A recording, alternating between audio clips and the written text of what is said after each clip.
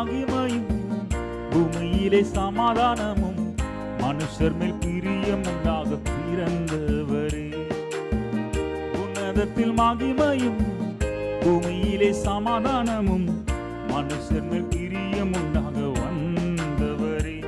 அன்று கர்த்தராகிய கிறிஸ்து என்னும் இரட்சகர் நமக்காக தாவீதின் ஊரில் பிறந்தாரே.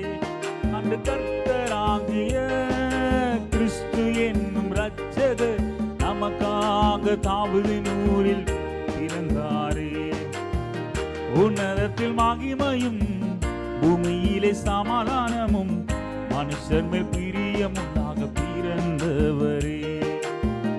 உன்னதத்தில் மகிமையும் பூமியிலே சமாதானமும் மனுஷர் மேல் பிரியம் உண்டாக வந்தவரே. புறஜா